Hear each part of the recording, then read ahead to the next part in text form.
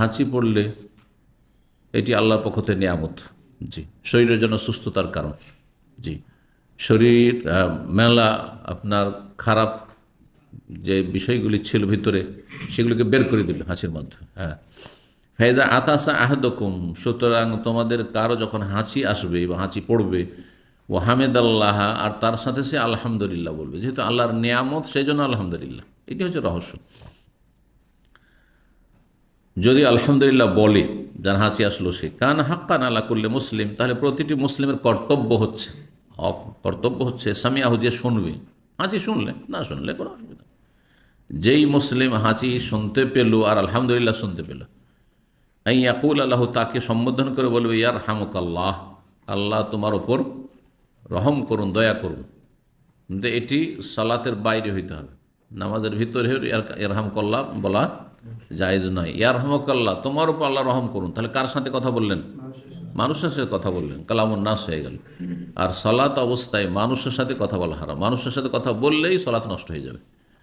কিন্তু যদি হাঁচি পড়ে সালাতে আর বলে আলহামদুলিল্লাহ, জায়েজ না জায়েজ নয়? একা একা থাকলে জায়েজ, একাই নামাজ পড়েছেন, হ্যাঁ, বা শুধু আপনি একাই নামাজ পড়েছেন, বাকি আশেপাশের লোক আছে, অসুবিধা নেই, কিন্তু তারা নামাজে নেই, বাড়িতে আলহামদুলিল্লাহ, অসুবিধা নেই। তারা আরহামকাল্লাহ যদি জবাব দেয়, মাসলা যদি জানাতে, আমি ইহদি কুমলা বলবো না।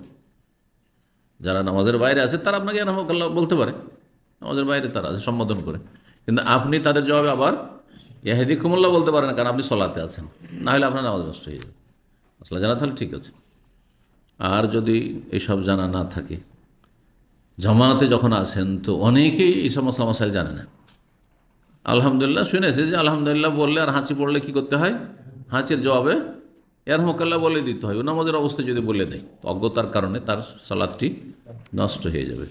আলহামদুলিল্লাহ পর্যন্ত এক কথাই, যদি কারো সালাতের ক্ষতির আশঙ্কা না থাকে, একাই আছেন আপনি অথবা অন্যরা সালাতে নেই, তাহলে আলহামদুলিল্লাহ বলতে পারবে। আস্তে করে বলেন, আস্তে বললেন শোনাবেন।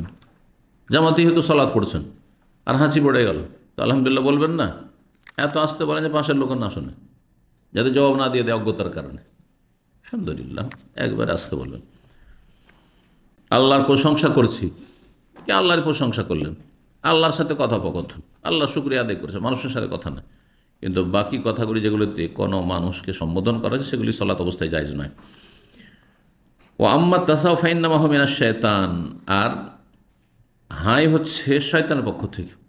শয়তান মানুষকে অলস বানিয়ে দেয়, শয়তান মানুষকে কর্মহীন বানিয়ে দেয়, হ্যাঁ, অপারগ বানিয়ে দেয়, হিম্মত মানুষের হারিয়ে যায়, সবগুলি শয়তান। যতগুলি খারাপ দিক আছে মানুষের, এগুলো শয়তানের পক্ষ থেকে। শয়তান চায় না যে একজন মানুষের ভালো হোক, সমস্ত মানুষের শত্রু শয়তান,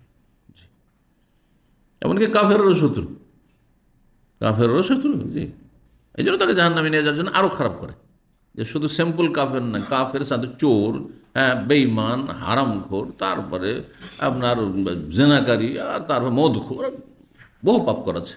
তাহলে তার কুফরির পাপের সাথে প্লাস আরও করাচ্ছে, এগুলো শয়তান। তার দোস্ত হইলে করাই তো হিতাকাঙ্ক্ষী হইতো। তাহলে এই জন্য আদম সন্তানের শত্রু হচ্ছে শয়তান।